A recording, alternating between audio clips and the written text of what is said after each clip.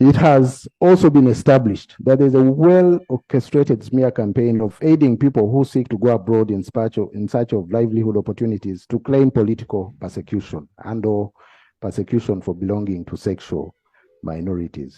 These false and mendacious claims against government are unfortunately sometimes believed by those in the host countries who are gullible to take these claims as true without verification. Others still sometimes are fugitives from justice. For example, the suspects who had evaded appearing in court for assaulting a one-car Muntu Ivan, alias Majambere, were aided to leave the country. These are Onzima Godfrey, alias Tower, and Shikomeko, alias Yekolera, alias. Ania ita nino musango nze, ita kompola mpola siri wala nnyo, musajja nankutulanga alikana, gw'oyita gutyo gubadde. Simanye kawalungi bonno bali batya, baŋŋamba nakaana kakuba omusujja, yate muganda w'oli omutamiivu, n'erinnya limbuze bamuyitaani Kayine Lugaba, yoyo weeteera nnuma okuzaama. Ani yali alabyeko ku vidiyo y'oluyimba lwa Hajji Haruna mu biru lwe bayita Yeggwe? Yeggwe eyalemerawo ku ebyo ebintawanya, kubanga lwesi kulabye mbanga talina musaayi. Mu vidiyo eno Hajji Haruna mu biru yalina omuwala gwe yali yeegomba ng'amumiza amangote era ng'amusuzaako kunadde nga lumonde mu kikata naye ng'ataamuba ddala. Mirundi mingi Haruna yagezaako okulaga omuwala ono butya bw'awulira gy'ali, butya bw'amwagala, naye ng'omuwala amulaba kyamuli era ng'oluusi amutwala ng'omulalu. Lunaku lumu omuwala ono abeera alinako w'atudde, ne zireeta Haruna mu biru mpale mbaaya n'ebigambo bye bimu ebya bulijjo munnange Yeggwe, gwe njagala ennyo, onsuza bulala, ne nkufuna siddamu kwenda. Kakati olw'okuba omuwala yali akooye ebigambo bya Haruna mu biru ebya buli lunaku eby'okumukwana, yasalawo ayite eddereeva ye bavuge bavaawo. Haruna mu biru yalina omunywanyi owa booda nga si mulala nga ye Made in Sereko Sebuliba, nga batandika kugoberera mu mmotoka kapikipiki kaabwe ka super cab. Kakati we baasanga emmotoka bagyekiika emmotoka n'eyimirira. Haruna mu biru n'ayisa omutwe mu madinisa g'emmotoka n'atandika okupoloota omuwala era okumukasukira ebigambo, munnange Yeggwe eyalemerawo mu ebyo ebintawanya. Kati Made in Sereko kyava mukuba akaama n'amugamba, omanyi omuwala ye alabika agaanye, naye tuyiye akakodyo kano bwe kati, weezirisa ogweri olambaale. Omuwala waakira kukwatirwa ekisa agambe omwana w'abandi tafalaavu ng'ataafudde lwakuba nze. N'aluna mu biru teyali mubi ng'agweri alambaala, Yeggwe eyalemerawo ku ebyo ebintawanya. Tebyayigula muwala kukyusa ndowooza ye, yagamba bugambi driver we, simbula tugende tweyongereyo. Made in Sereko kyava muzuukusa we yali agudde we yeefudde azirikidde nti owaaye munywanyi, kano kagaanye okukola, zuukuka tuyiye malala. Kakati naawe Museveni, kano ak'okunkubiramu encungwa nga bakubanja Kibalama kagaanye okukola, yiiya kalala. Kubanga abantu baawula wakati wa yeekolera ne Kibalama. Era tolabangako hashtag yonna egamba nti free yeekolera, wabula bagamba free Kibalama, Nabbanja twagala Kibalama, twagala Aniono Damulira, twagala Kisembo, twagala all political prisoners. Nze siriimu mubaabula. Buli lunaku nkeera nenneererejjera wano, buli lunaku mpeereza eggwanga.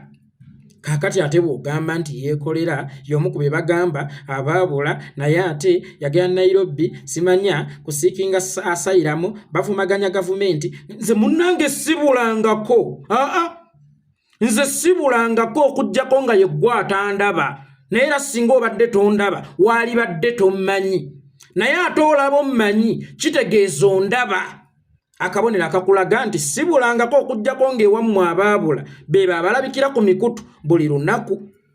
Olina statement gwe gy'okoze David Muhoozi, olina ekifaananyi ky'oyagala ossiiga nti aba Nuupu beebuzaawo, oba Nuupu ebuzaawo abantu bayo ne batwala emitala w'amayanja, n'ekigendererwa eky'okusiiga gavumenti ya kitaawo erinnya ebbi oba eky'okugisiiga enziro. Kankuterezeemu katono muto wange, oyinza okuba mukulu wange emyaka naye nze ntegeerayo ndabayo abaana bato y'ensonga lwaki nkuyita muto wange. tewaliyo muntu ayinza kuddugaza kazambi. Singa omwana akeera n'ayonoona wali, tewaliyo mwana asobola kugenda kwonoona oba kuddugaza kazambi wa mwana oyo gwayonoonye. Era n'owulira nga n'omwana omulala ajja alipootingira maama ono kikomeko addugaza kazambi wa kakembo amuddugaza. No, kazambi tebamuddugaza kuba aba yaddugala ekisembayo, aba awunye ekisembayo. Gavumenti yammwe eringa nga kazambi, tekyetaaga kusiiga nziro, tekyetaaga kuddugaza kubanga yo kennyini yeddugalira dda. Tewaliwo alina budde bwonna kwonoona gavumenti ya Museveni kubanga gavumenti ya Museveni buli lunaku yeeyonoona. Tewaliwo alina budde buddugaza gavumenti ya Museveni kubanga gavumenti ya Museveni buli lunaku yeddugaza. Buli lw'owamba abantu oba mukweddugaza oba bamukuddugaza gavumenti yo. Buli lwotta abantu oba mukuddugaza gavumenti yo. Buli lwosiba basejjirinya oba mukuddugaza gavumenti yo. Bw'osiba Olivia Lutaaya oba mukuddugaza gavumenti yo. Era njagala kikutegeezaako essaawa eno ekintu ekivuga enkyukakyuka ekiri mu basindiikiriza okuva mu buyinza siffe. Kuffe tekuliiko abasindiikiriza kuva mu buyinza. Ebikolwa byammwe eby'omuddiriŋŋanwa, ebikolobero byammwe eby'omuddiriŋŋanwa bye mukola ku bannayuganda bye biri mu kubagoba okubajja mu buyinza. Era saagala munoonyeze yeekolera itongwa mu nzitembu mbasindiikiriza okuva mu buyinza, munoonye lumbuye mu muttembu abasindiikiriza okuva mu buyinza. No, ffe twogera ku bye mukoze. Kitegeeza bye mukoze bye biri mu kubagoba okubajja mu buyinza.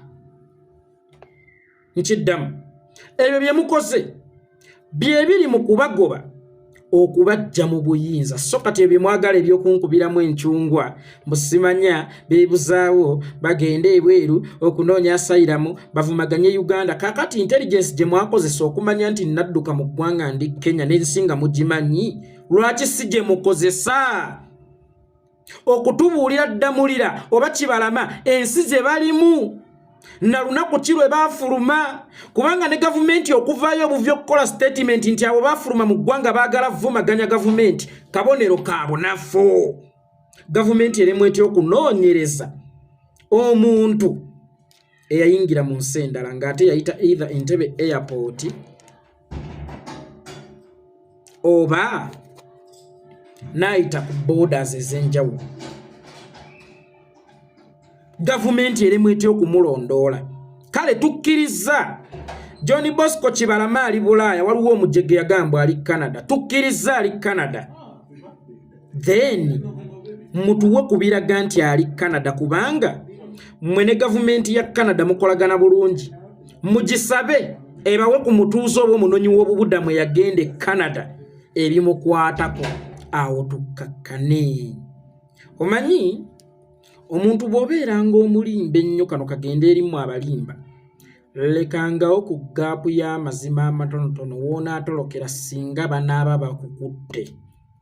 Naye bw'onaddira emboozi yo yonna n'ogizimbisa ekisenge kye bayita bulimba, mazima n'omubuzaako omuwaatwa w'abotolera okuyitawo okulaga ekituufu, mazima agenda kubotola ekisenge ky'obulimba kyonna kikuyiikire osaanewo. Kakati olunaku olwaleero ekisenge ky'obulimba kye mubadde nga mutambulirako kibotose. Eno generation yanjawulo mu ku generation ze zibaddewo. That's why His Excellency Bobi Wine yabagamba ffe tetuli ba bulijjo. Mwalimba bajjajjaffe ne mulimba ba kitaffe, naye ate ffe temugenda kusobola kutulimba. That is why ababaka aba National Unity Platform nava wano nenkola video Museveni agenda basindikira omubaka we nti mugende muteese oba abawa alipoota oba abannyonnyole. Mbaga tetwagala alipoota, twagala bantu baffe. Ate bw'osisinkana omubaka wa Museveni oba osisinkanye Museveni, temuwa mwaganya Museveni yadde n'akatono okubapolootera mu matu gammwe. Museveni is a politician, not just a politician, but a senior politician, an expert politician. Amanyi okuzannyira ku bwongo bw'abantu. Bw'omuwa omukisa n'omusisinkana asobola okulaga how innocent he is. Asobola okulaga nekyomugamba takirinaako kakwata omuwaayiriza buwaayiriza. Era abantu bangi nnyo abasisinkanye Museveni ng'ate bagenzeyo bali solid, baavaayo bakyuse ba Eddie Kenzo baani. Buli afunye omukisa ogusisinkana Museveni ne bw'aba ye yali asinga amaanyi mu nkyukakyuka, Museveni n'amutuuza wali ne n'atuula wano. Wallahi ya Mungu simanyi oba akasajja kakozesa ddagala. Kavaayo gwe ndowooza gye wagenze nayo ng'ogivuddeko nga kakutaddemu endala. Yensonga lwaki nabagamba temuwa mukisa musajja kumusisinkana oba kusisinkana mubaka we yenna oba minisita we yenna, wabula twagala ekintu kimu kutubuulira nti gundi ali wano gundi ali wali, kubanga tekirina kye kitwala okutunnyonnyolera nti Ddamulira ali wano, Kibalama ali wano, Kisemba ali wano, n'abalala bemunoonya bali wano. Olaba nga kiri layisi nnyo bw'okigeraageranya okutuuza Paalamenti ennamba minisita gy'akinnyonnyoleko. Naye gwe weebuuze lwaki bo baasalawo kujja kukinnyonnyolako mu kifo ky'okugamba nti gundi ali Kigo, gundi ali Kitalya, gundi ali Luzira. Lwaki ekyo kibamenya nnyo n'okukkiriza abalina obuvunaanyizibwa ku bantu abo oba b'eŋŋanda b'abantu abo bagende babalambuleko emitima gye bakkakkane basse ekikkoowe. Gwe wamanyi ensonga lwaki Museveni ayagala kukusisinkanira mu Paalamenti ng'ayita mu minisita we akuwa alipoota oba akunnyonnyole ku bikwata ku bantu bo. Kakati olunaku olwaleero in actual sense wadde nga mu Uganda byagaddi bengalye, Nabbanja ye boosi wa David Muhoozi. Boosi wa David Muhoozi yagamba Kibalama ffe tumulina. Ate omukongozi avuddeyo agamba ffe se tumulinaako mayitire n'ebisinga batuwaayiriza. Kale mwagambye nti abamu mubalina abalala tubawaayiriza, abalala mubakozesa ki? Era bakolera kyeyo mu kizikiza, be mutaleeta mu kkooti, be mutalaga nsi gye bali. Kale kati tukkiriza abalala bo badduka, then mwe be mugamba nti mubalina bali ludda wa? Twagala tubakubeko emmunye y'eriiso, emitima gitukkakkane n'abafamirizi zaabwe zibakkakkane. Bwe muba mwatta abaana b'abendi muveeyo mwetikka obuvunaanyizibwa. Kyosiga kyokungula. Bw'osalawo okwegaddanga ku mukazi nga toyambadde bupiira bugali mpitawa, weetegekere outcomes oba repercussions nti lugenda kuba lubuto. Oli mwetegefu okugula nappi oba pampa oba obugoye bw'omwana? Bwe muba mutta abaana b'abantu muba beeteefuteefu okunnyonnyola eggwanga. Kakati essaawa eno kibatuddemu. Essaawa eno omusumaali muguwulira. Essaawa eno mulaba akazito kabatuddemu, naye mulaba temulina kyakunnyonnyola bannayuganda. Kakati mutandise kupalappalanya ng'omukazi omwenzi. Omukazi omwenzi nga bbaawe akola safaari, bbaawe lwadda nga tamusuubira, n'atuula mu busenge. Abaali awo ng'omukazi ajja ayingira mpola mpola, abaana be basisibaza okusa. Bamubuuza ovaawa, alenva wa ssenga, alenva wa jjajja. Nedda, kale twafiiriddwe ye katooke, ate mwannyinaze akagumba kagenze ne kamutuga, ng'ate tewali ddagala lya mpagama, ate nga n'entamu gye twabadde twafumbidde, gye babadde bafumbidemu ebyennyanja ebyo munnange tebagirabako oba baajozezza dda. Ate wali ngeri tate taata ekifene kyamukubye mu mutwe, ate nga kito alejjukira taata wakiwalaata. Kale mutandise kupalappalanya nga mukazi mwenzi. Ekyokutuwa ekituufu temukirina. Mutuuzizza Paalamenti eyogera ku Itongwa na High Tower. Bye batababuuzizza nako. Mwe bano batandise kuba gavumenti magi mavundu bagisiiga enziro. Oyo Museveni yennyini lwe bakuba His Excellency Bobi Wine mu Arua ng'okukuba okukwafiiramu n'omuntu mulamba Yasin Kawuma nga kwalumizibwamu abantu nga bazake ba Sauda Madada yavaayo n'akola statement nti Bobi Wine was beaten naye yakubiddwamu bulungi. Kitegeeza nti mmwe kennyini mwenzikiza mu gavumenti yammwe. Fere tuli kizibu kyammwe, yemmwe kizibu kyammwe, era mwali badde musobola okufuga singa temwefuukira ekizibu. Naye bye mujja mukola ate bye bibasindiikiriza okuva mu buyinza kati mwekwasa bayeekolera Itongwa n'abalala bangi bali mu kkuba egoodi yaffe enziro. Kyogamba Kasese mwatta abantu misana ttuku. Si mmwe mwekuba enziro kwolwo era ffe twabakuba enziro. Ffe twagala ekintu kimu kutuwa abantu baffe. Ate yeekolera yadduka mu ggwanga oluvannyuma lw'okukuba majambera akatambi mukalina ondabira oba nze ndi muzimu oba mama ndi mutono nnyo nnyinga akawuka nti ne mu kamera sirabikiramu ate nga wano oli mukunda. Yadduka mu ggwanga olw'okukuba nze majambera nziruse mu ggwanga senga era nali namukuba obwo busonga butono nnyo abumba kubanga empi singa nali namukuba singa ndi kyaddondo naye ekyanzirusa mu ggwanga mwenna mukimanyidde ddala bulungi nti Muhoozi Kainerugaba bwe mufaananye erinnya yatowa order olunaku lwali lwa 6 nga nnina okukwatibwa by all means banfune either bantwale nga ndi mulamu oba nga ndi mufu. Amawulire mwagalaba era baakuba oyo Dr. wa the flashlight emiggo bubi nnyo abatwale wa Itongwa kati nga amanyiye ati nze by the way n'abantu bajjanga ewange oba bo balowooza nti wange oyingira ku gate oti kumbe eri obuukidde mabega gugenze watuufu gy'osula. Musajja atu ne bamukuba emiggo ne mugenda ku gladiator ebbaala eyo eyawa ne Masanafu munoonya High Tower abatwale wa Itongwa mwasangawo Jamshid Kavuma nga High Tower amaze okudduka. Jamshid Kavuma ne mumukuba essasi mu kugulu munoonya Itongwa. Kaakati gwe gwoyagala okukulagirira gwoyagala bw'omukubira essasi mu kugulu ate olwo oyo gwoyagala bw'omukwatako ogenda mukola kiweswi n'empitamu mwasanga Kiyumba ng'omusota gwayiseemu dda kyekyanzirusa. Muleke kubuzaabuza bantu yadduka ng'akubye majambere waawa wizi majambere tumi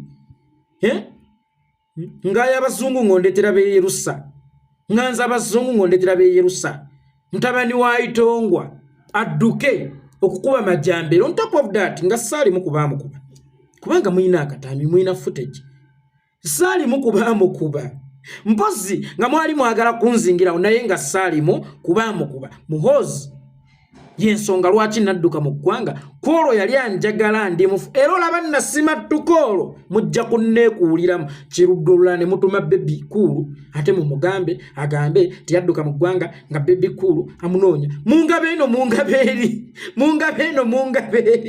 buli omwe nneesooka nga ndi kirime kya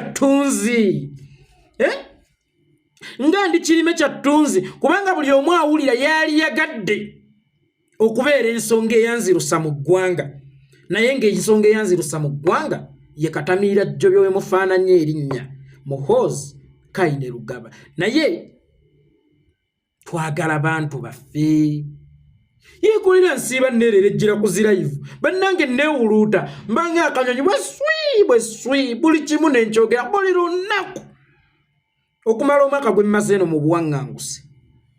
Nsiiba neewojjoola ate bakubanja Kibalama ate gye gyembukana yeekolera. Kibalama yabula emyaka 3 emabega yeekolera Itongwa abadde wano omwaka mulamba gw'oyagala okukubiramu encungwa. Touch me if you can. Ndi kimuli kya ttunzi ndi kimuli ekiri mmaggwa owulira waali yagadde okikwatako naye nga buli woyagala okikwatako kyokya muwa abantu baabwe n'abafamire y'abakibalama babawulira abayaddamulira n'abalala bazze babuzibwawo tibagayi naye yeekolera yadduka mwaka gumu.